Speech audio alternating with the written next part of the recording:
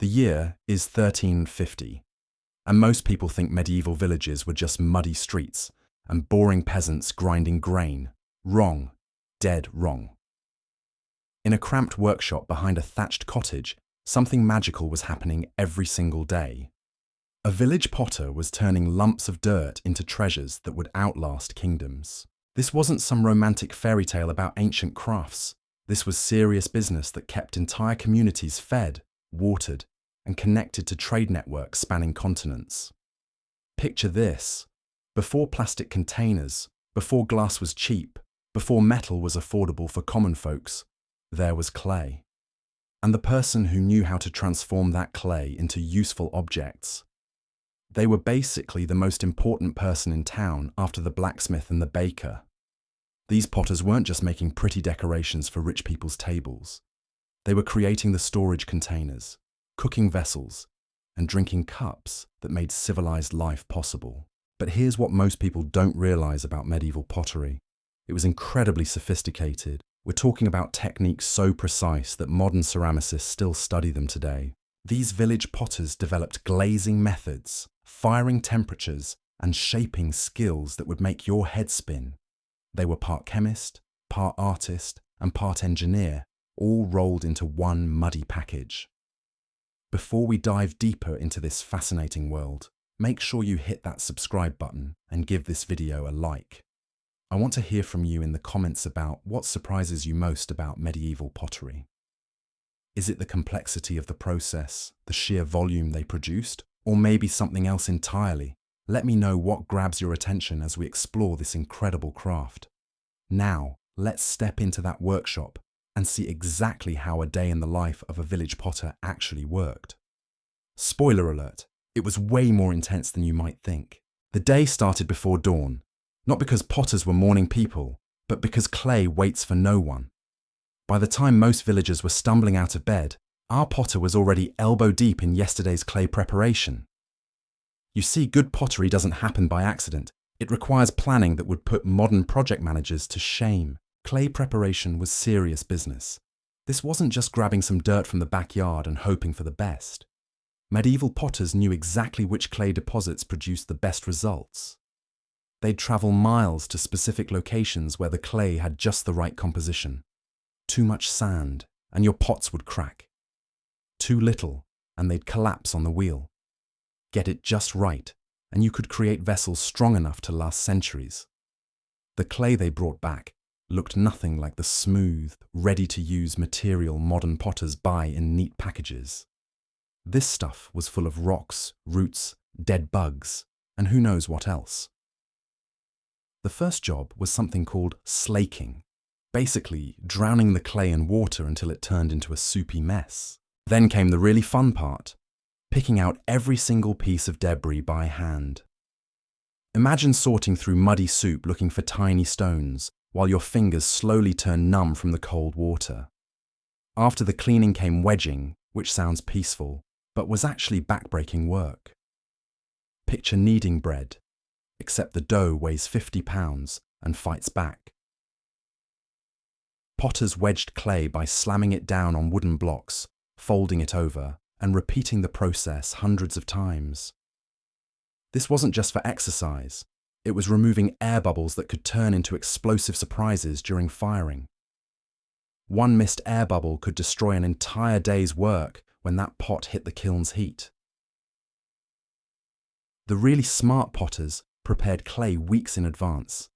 They'd dig huge quantities in the fall, when the weather was still decent for outdoor work, then spend the winter months wedging and preparing. By spring, they had stockpiles of perfectly prepared clay ready for the busy pottery season. It was like meal prep, except instead of Sunday chicken and rice, it was Wednesday clay and backache. But clay preparation was just the warm-up act. The real show started when the potter sat down at the kick wheel. And let me tell you, these weren't the nice, quiet electric wheels you see in modern studios. Medieval kick wheels were basically medieval torture devices that happened to make pottery. The kick wheel was a heavy wooden disc connected to a smaller wheel head by a long wooden shaft. The potter would kick the bottom disc with their foot to keep it spinning, while their hands shaped clay on the top. Sounds simple, right? Try doing that for 12 hours straight, while creating perfect symmetrical vessels. Your legs would be screaming after the first hour, but these potters could maintain steady rhythm all day long. The skill level required was absolutely insane. Modern potters using electric wheels struggle to center clay properly.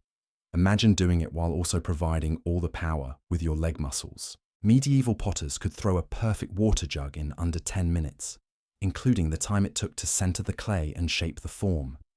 They were like pottery machines, except the machine was powered by sheer determination and probably a lot of cursing. Different vessels required different approaches. A simple bowl might take 5 minutes on the wheel, but a tall storage jar could require an hour of careful work. The potter had to judge exactly how much clay to use, how thick the walls needed to be, and how the piece would behave as it dried. Too thin, and it would crack. Too thick, and it would never dry properly. Get the proportions wrong, and you'd have a wonky pot that nobody would buy. The throwing process itself was mesmerizing. The potter would slam a ball of clay onto the spinning wheel head, then use their hands to squeeze and guide it into shape. First came centering, getting the clay to spin perfectly without wobbling. Then opening, creating the hollow interior. Finally, pulling, drawing the walls up to create the vessel's form. Each step required precise pressure and timing. Push too hard, and the whole thing would collapse into a muddy mess. What made this even more impressive was the variety of shapes a single potter could create. Morning might start with a batch of simple bowls for the local tavern. By midday, they might switch to elegant pitchers for the manor house. Afternoon could bring an order for storage jars big enough to hold a family's winter grain supply. Each form required muscle memory built up over years of practice. The really skilled potters could work on multiple pieces simultaneously. While one pot was taking shape on the wheel, another would be drying to leather-hard consistency on a nearby shelf. Timing was everything. Clay moved through different stages of dryness, and each stage was perfect for different types of work. Miss the leather-hard window, and you'd have to wait for the next batch of clay. Storage was another challenge entirely. A busy potter might have dozens of pieces in various stages of completion scattered around the workshop. Wet pots, fresh off the wheel, needed careful protection from drafts that could cause cracking. Leather-hard pieces awaited trimming and handle attachment. Bone-dry vessels waited their turn for the kiln. It was like juggling, except the balls were made of clay and represented days of work. The workshop itself was a marvel of medieval efficiency. Every tool had its place. Every surface served multiple purposes. Shelves lined the walls, holding works in progress and finished pieces waiting for firing. Wooden bats covered work surfaces, providing smooth areas for shaping and drying. Clay bins held prepared material at different stages of readiness. Water buckets sat within arm's reach of the wheel. Dry hands couldn't shape wet clay effectively. Tool maintenance was crucial. Potters' wheels needed regular adjustment and oiling. Wooden ribs used for shaping had to be kept smooth and free of splinters. Wire tools for cutting clay required sharpening. Even something as simple as a sponge needed proper care. A dirty sponge could contaminate clay and ruin an entire piece. These craftsmen were as much janitors as artists, constantly cleaning and organizing their workspace. The physical demands of pottery work were brutal by modern standards. Potters developed distinctive muscle patterns from years at the wheel. Their right legs became incredibly strong from kicking the wheel mechanism. Their hands and forearms grew thick from handling clay.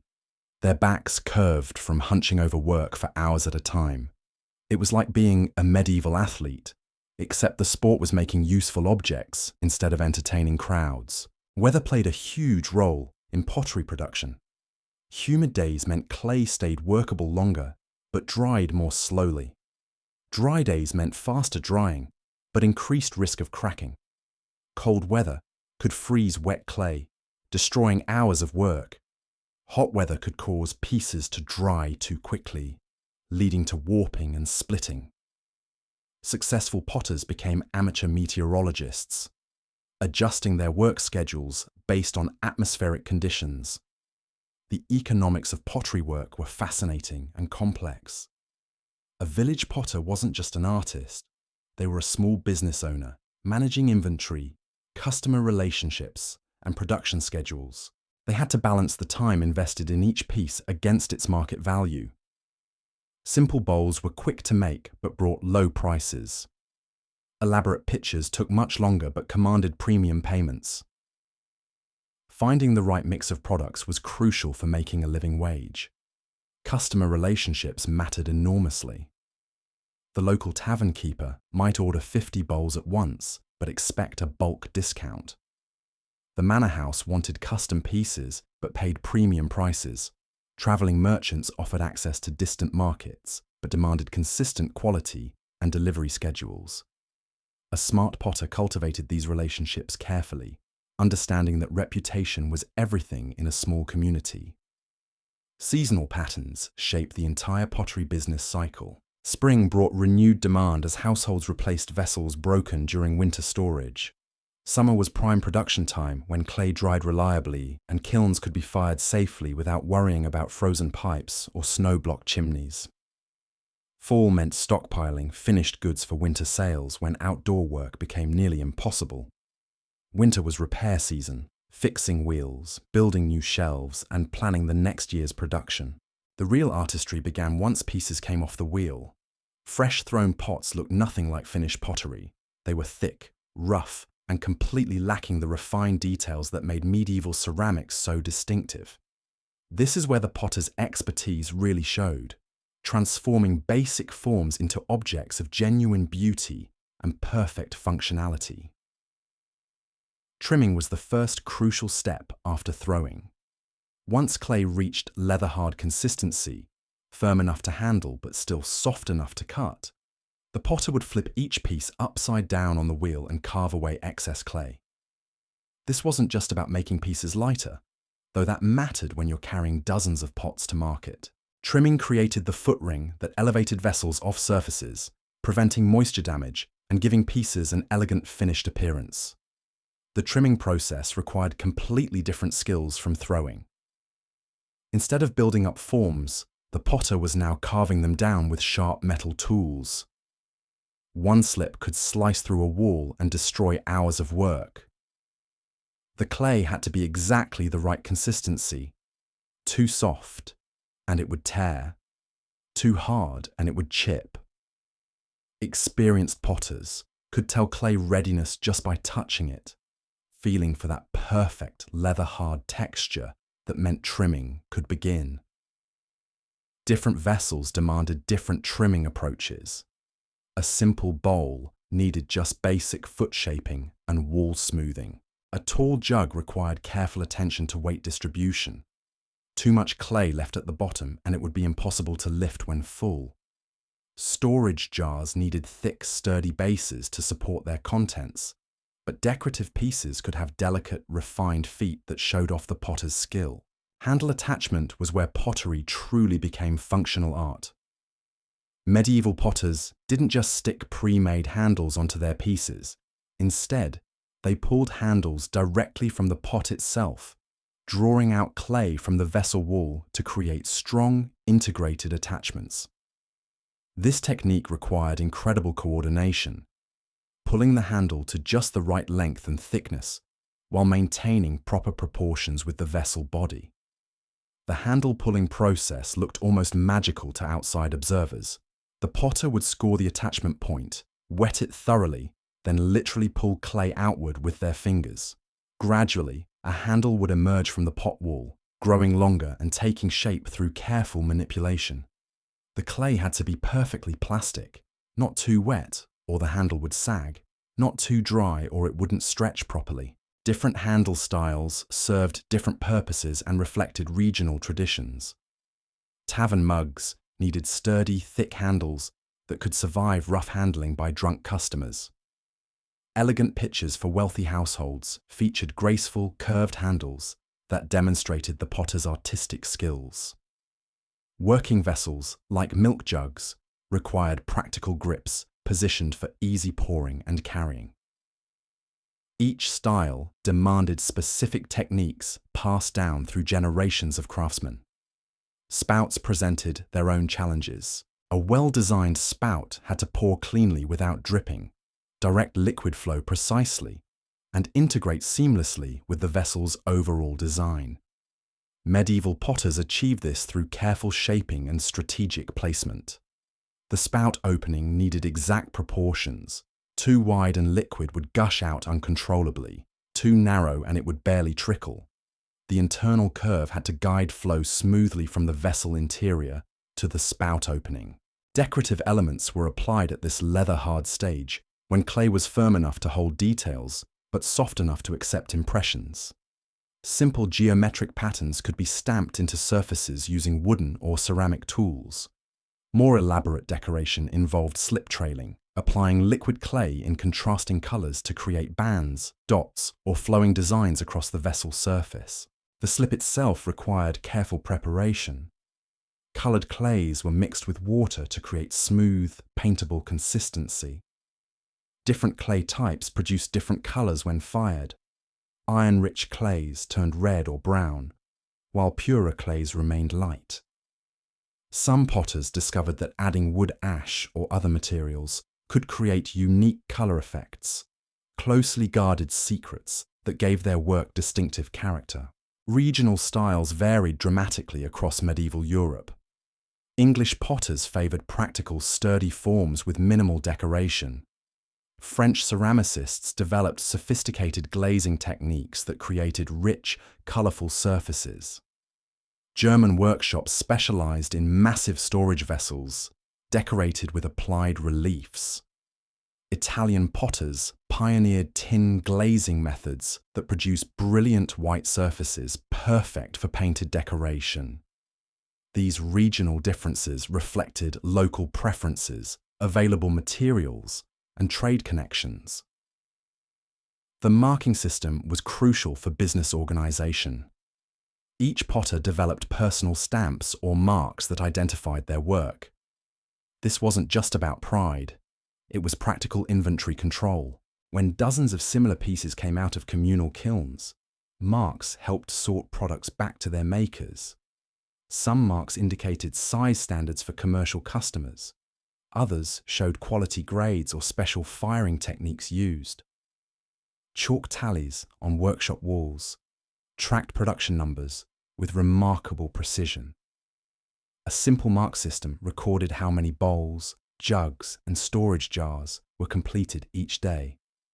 Monthly totals helped potters plan firing schedules and predict income. Annual records showed seasonal patterns and helped prepare for busy periods. These tallies were like medieval spreadsheets, tracking business performance with surprising sophistication. Drying presented constant challenges that modern potters barely think about. Electric kilns and controlled environments have eliminated most drying problems, but medieval workshops had to work with natural conditions. Pieces dried unevenly in drafty buildings, creating stress cracks that could destroy finished work. Humidity changes caused warping and splitting. Temperature fluctuations made clay expand and contract unpredictably. Smart potters developed elaborate drying systems to control these variables. Shelves were positioned to take advantage of natural air circulation while avoiding direct drafts. Wet cloths covered pieces that were drying too quickly. Warming areas near hearths accelerated drying when needed. Some workshops had dedicated drying rooms with carefully controlled ventilation. The goal was steady, even moisture loss that wouldn't stress the clay structure. The transition from leather hard to bone dry was critical. Bone dry clay had lost virtually all moisture and was ready for firing, but it was also incredibly fragile. A dropped bone dry pot would shatter like glass, destroying days of work instantly. Handling required extreme care. Pieces were moved gently, supported properly, and protected from impacts. Even vibrations from heavy cart traffic could cause cracks in delicate bone-dry vessels. Quality control happened at every stage, but the final inspection before firing was make or break time. Potters examined each piece for cracks, warping, or other defects that would cause kiln failures. Questionable pieces were either repaired if possible or recycled back into clay stock. Loading a kiln with flawed pottery was wasteful and dangerous. Exploding pots could damage or destroy other pieces in the firing. The preparation for firing required as much skill as any other aspect of pottery production. Kilns weren't just ovens where you could throw in some pots and hope for the best.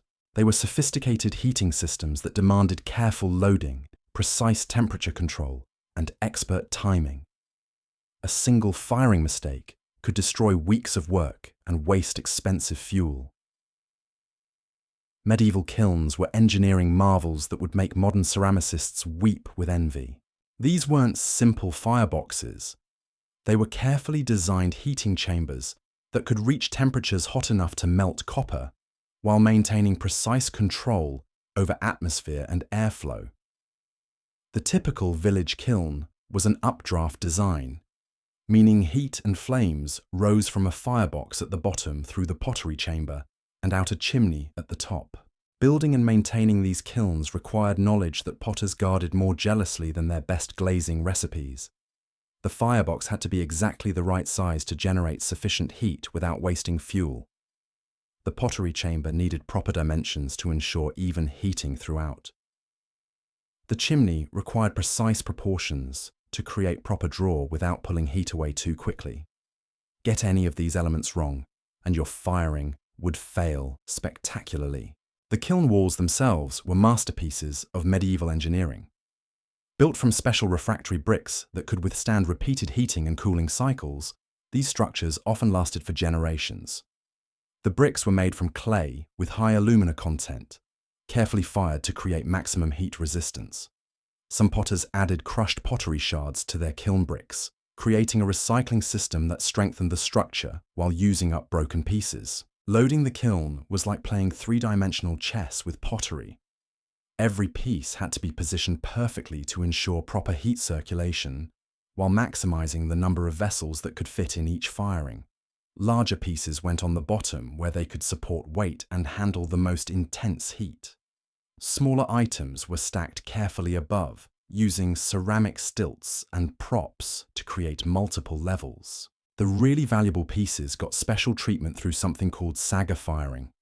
Saggers were protective ceramic boxes that shielded delicate pottery from direct flame contact and ash deposits. Think of them as medieval pottery armor. They prevented damage, but also allowed more precise control over firing conditions. Making saggers required almost as much skill as making the pottery they protected, and they were expensive enough that only the finest pieces justified their use. Kiln furniture was crucial for successful firing. Ceramic stilts held pieces off kiln shelves, preventing them from sticking during firing. Props supported saggers and created air gaps for proper heat circulation. Wadding, small balls of clay, separated pieces that might otherwise fuse together in the heat. A well-equipped potter owned hundreds of these small but essential items, each designed for specific firing situations. The packing process could take an entire day for a large firing. Pieces had to be positioned so they wouldn't touch each other as clay expanded during heating. Air gaps between vessels allowed hot gases to circulate evenly. The heaviest items went at the bottom to prevent crushing lighter pieces above. Tall vessels were braced to prevent toppling. It was like building a house of cards, except the cards were worth weeks of work, and the whole structure had to survive temperatures that could melt lead. Temperature measurement was pure guesswork by modern standards, but medieval potters developed surprisingly accurate methods for judging heat levels. They watched flame colors, observed how test pieces behaved, and even used the behavior of small metal objects as temperature indicators. Experienced potters could tell firing temperature within 50 degrees just by looking at the kiln's interior glow through peepholes. The firing process itself was a carefully orchestrated dance between potter and flame that lasted anywhere from 12 to 36 hours, depending on kiln size and desired results. It started with something called candling, a gentle warming period that could last 8 to 12 hours. During this phase, the potter maintained just enough heat to slowly drive moisture from the pottery without causing thermal shock that would crack or explode the pieces. Candling required patience that would test a saint's resolve.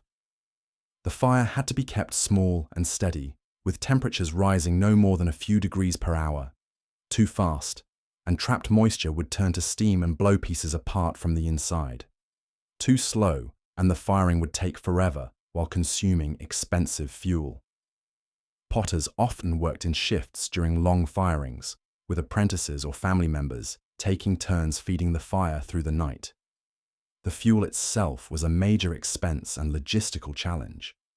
Wood was the primary fuel, but not just any wood would do. Hardwoods like oak burned hot and long, perfect for reaching high temperatures. Softwoods like pine burned quickly and were good for initial heating phases. Some potters used charcoal for the highest temperature work, though it was expensive and required special handling. A single large firing could consume several cords of wood, enough to heat a house for months. As temperatures rose past the candling phase, the real action began.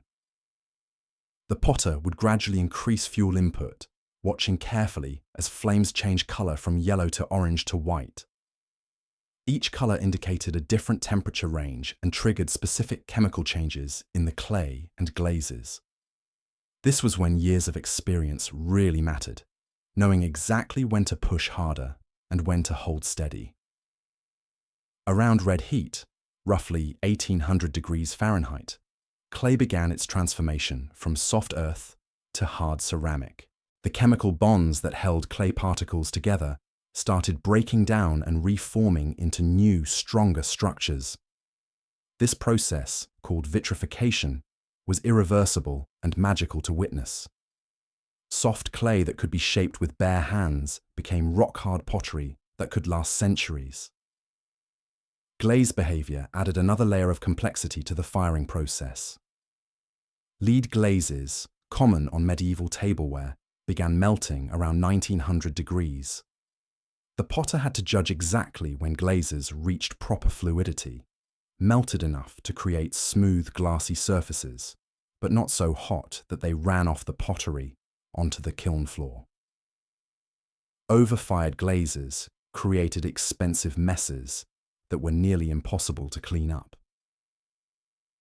The atmosphere inside the kiln was just as important as temperature. An oxidizing atmosphere, rich in oxygen, produced bright, clear colors in both clay and glazes. A reducing atmosphere, starved of oxygen, created completely different effects. Copper glazes turned red instead of green. Iron-rich clays became black instead of red. Controlling atmosphere required adjusting both fuel input and air supply through dampers and vents. Trial drawers were the potter's secret weapon for monitoring firing progress. Small test pieces, identical to the main pottery load, were placed near kiln openings where they could be pulled out with long metal tools. These trials showed exactly how glazes were melting and what colors were developing. Experienced potters could predict the entire firing's outcome by examining a single trial piece. The decision of when to stop firing was crucial and nerve-wracking. Push too hard, and expensive pieces would be ruined by overfiring. Stop too early and glazes wouldn't mature properly, leaving rough, underfired surfaces. The potter had to judge multiple factors simultaneously: glaze appearance, clay color, flame behavior, and kiln draw. It was like being a conductor, directing an orchestra made of fire, clay, and chemistry. Shutting down the kiln properly was as important as the firing itself. Dampers were closed to trap heat and create slow, even cooling. The firebox was sealed to prevent cold air from rushing in and cracking hot pottery through thermal shock. Some potters threw damp wood or leaves into the firebox just before sealing, creating steam that enhanced certain glaze effects during cooling. The cooling period tested everyone's patience worse than the firing itself. Opening a kiln too early was guaranteed disaster. Pottery would crack or shatter from sudden temperature changes. But waiting was agony when weeks of work sat hidden behind sealed kiln doors. Most potters waited at least 24 hours before opening, though large kilns might require 2 or 3 days of cooling time. The anticipation during cooling was almost unbearable. Success or failure remained hidden until the kiln was cool enough to open safely. Even experienced potters felt nervous excitement as cooling time stretched on. Family members and neighbors often gathered for kiln openings, understanding that the potter's livelihood depended on what emerged from those sealed doors. Some potters developed elaborate rituals around kiln opening, believing that good luck charms or specific ceremonies would ensure successful firings. While these superstitions had no real effect on pottery quality, they helped manage the psychological stress of waiting for results. The pottery business involved so many variables beyond the potter's control that any source of confidence was welcome. Weather during cooling periods could affect results dramatically. Rapid temperature changes from storms or cold fronts sometimes caused cracking, even in properly cooled kilns. Humidity changes could affect how glazes appeared as they cooled. Smart potters learned to time their firings with favourable weather forecasts, though medieval weather prediction was even less reliable than modern forecasting. The moment of truth finally arrived when kiln temperatures dropped enough for safe opening. The potter would carefully remove bricks or open doors, peering into the chamber where weeks of work awaited judgment. Steam might still rise from cooling pottery, and the air would shimmer with residual heat. The first glimpse inside revealed whether the firing was successful or catastrophic. The first pieces to emerge told the whole story. Good pottery rang like bells when tapped with knuckles, a clear musical sound that meant the clay had vitrified properly and the firing was successful. Dull thuds meant underfired pieces that would be porous and weak. Cracks were immediately visible, and any pottery that had warped or collapsed during firing stood out like sore thumbs among the successful pieces. The potter's trained eye could assess an entire kiln load in minutes. Glazed pieces either gleamed with perfect smooth surfaces or showed obvious flaws, crawling where glaze pulled away from clay, pinholing where gases escaped through the molten surface, or running where overheated glaze flowed down vessel sides. Each defect had specific causes, and experienced potters mentally catalogued problems to avoid in future firings. Successful pieces were carefully removed and set aside for final inspection. The pottery was still warm to the touch, retaining heat from the cooling kiln. Handling required care.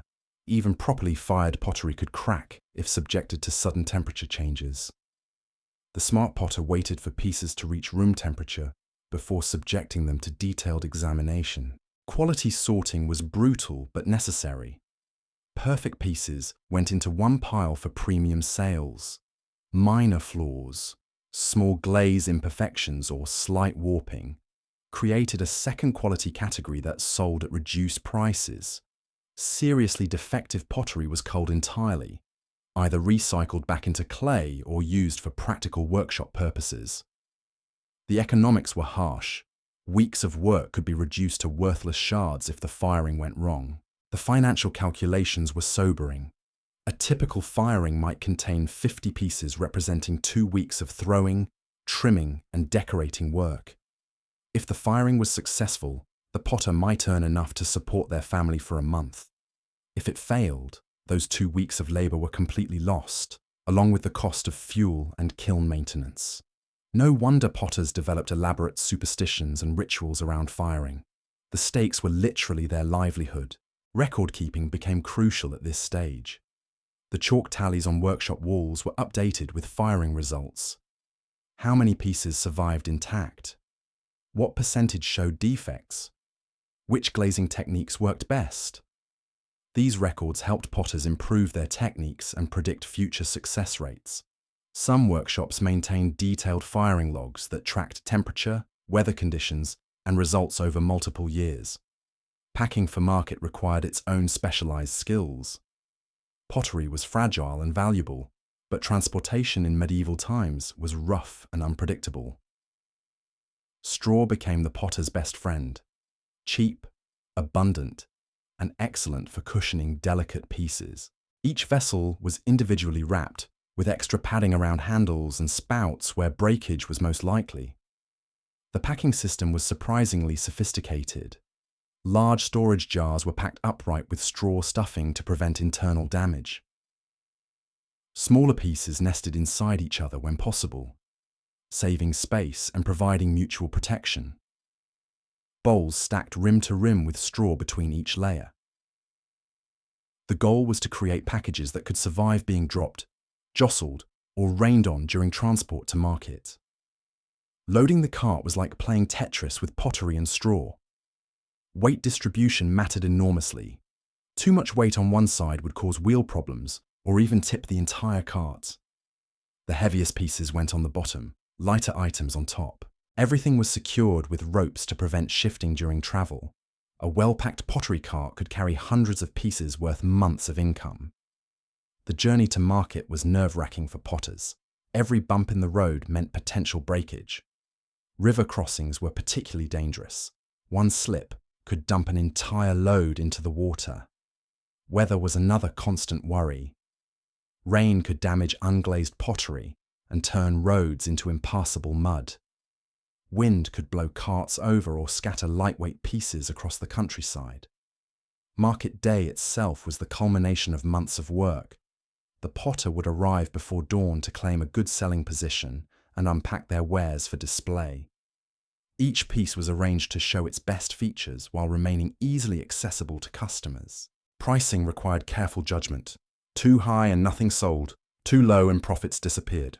Customer interactions revealed the potter's personality and business skills. Regular customers expected consistent quality and fair prices. New customers needed education about pottery care and proper use. Wealthy buyers wanted custom pieces and were willing to pay premium prices. Poor families needed functional vessels at rock-bottom costs. Successful potters learned to read customers and adjust their sales approach accordingly. The social dynamics of medieval markets were fascinating. Potters competed fiercely for prime-selling locations and customer attention. Reputation was everything. Word of mouth could make or break a pottery business. Quality problems became public knowledge quickly in small communities. Smart potters stood behind their work, replacing defective pieces to maintain customer loyalty. Seasonal variations affected pottery sales dramatically. Spring brought renewed demand as households replaced winter breakage and prepared for busy growing seasons. Summer market days were crowded and profitable. Fall meant customers stocking up before winter isolation. Winter sales were slow but essential for buying food and fuel during the cold months when pottery production slowed. The pottery trade connected villages to larger economic networks in surprising ways. Traveling merchants bought pottery in bulk for resale in distant markets. Coastal potters traded their wares for goods brought by ships from far lands.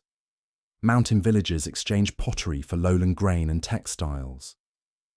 These trade relationships spread pottery styles and techniques across vast geographical areas. Regional specializations developed based on local clay resources and market demands. Some villages became famous for water jugs, others for storage vessels.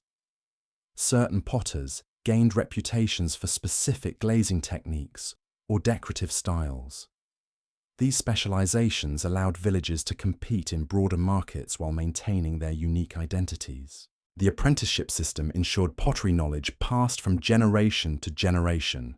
Master potters took on young apprentices who started with menial tasks, preparing clay, tending fires, cleaning tools.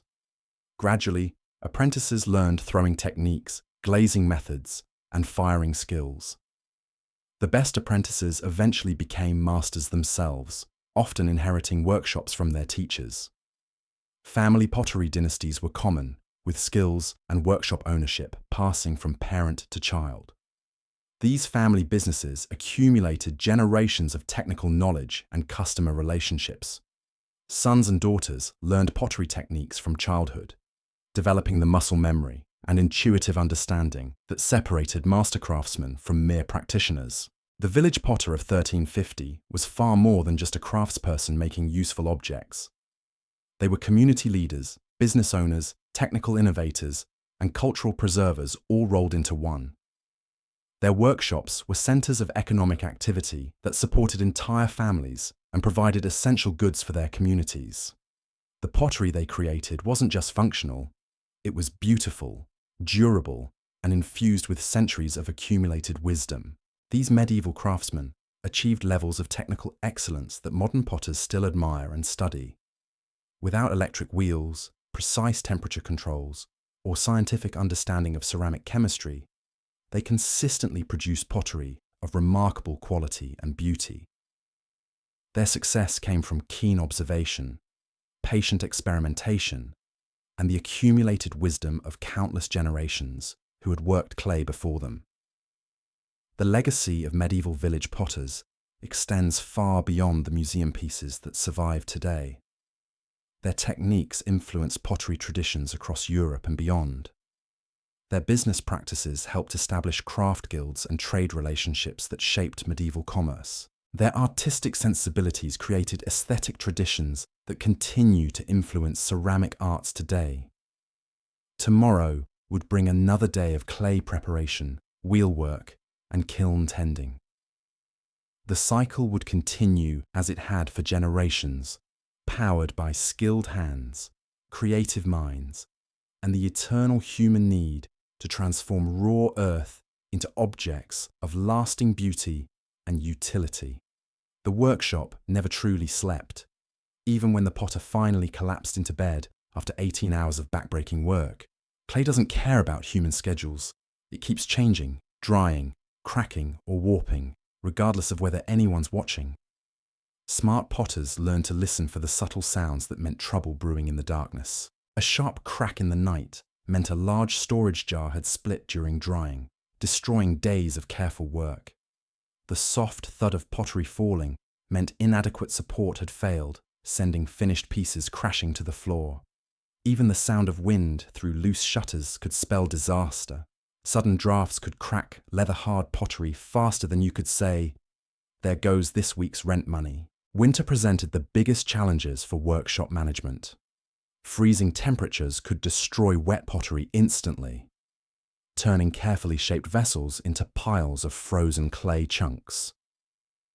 Some potters actually slept in their workshops during the coldest months, tending small fires through the night to keep temperatures above freezing. It was like being a medieval night nurse, except instead of patients, you were caring for hundreds of clay objects at various stages of completion. The economics of workshop heating were brutal. Fuel was expensive, but losing pottery to frost was even costlier. Smart potters calculated exactly how much wood they could afford to burn while still turning a profit. Some developed ingenious heating systems that used waste heat from their kilns to warm workshop spaces. Others built their workshops directly adjacent to their homes, sharing heating costs between living and working spaces. Tool maintenance became a winter obsession when outdoor work was impossible. Wooden ribs needed sanding smooth to prevent clay from sticking. Metal tools required sharpening and oiling to prevent rust. Wheel mechanisms needed adjustment and lubrication to keep spinning smoothly. Some potters spent entire winter days just preparing tools for the busy spring season ahead. The social aspects of pottery work were more complex than most people realize. Workshops weren't isolated caves where lone artisans toiled in solitude. They were bustling centers of community activity. Family members helped with every aspect of production, from clay preparation to market sales. Children learned by watching and gradually taking on simple tasks. Wives often specialized in decorating or glazing, while husbands focused on throwing and firing. Neighboring potters maintained complicated relationships that mixed cooperation with fierce competition. They might share expensive materials like lead for glazes or pool resources for large kiln firings. But they also guarded trade secrets jealously and competed aggressively for the best customers. It was like being part of a medieval pottery mafia. You helped each other survive, but business was still business. The apprenticeship system created its own social dynamics. Master potters wielded enormous power over young apprentices who depended on them for training, food, and shelter. Good masters became surrogate fathers, teaching not just pottery skills but life lessons about business, customer relations, and community responsibility. Bad masters could destroy young careers through neglect, abuse, or poor teaching. So there you have it, the incredible world of the medieval village potter laid bare in all its muddy, magnificent glory. These weren't just craftsmen making pretty bowls for decoration. They were the backbone of medieval civilization, transforming worthless dirt into the vessels that kept entire communities fed, watered, and connected to the wider world. Every time you use a ceramic mug or bowl today, remember those calloused hands working 18-hour days at creaking kickwheels, turning lumps of clay into treasures that outlasted empires. The next time someone tells you the Middle Ages were primitive and backward, just remind them about the village potter, master chemist, engineer, artist, and businessman, all rolled into one incredibly skilled package.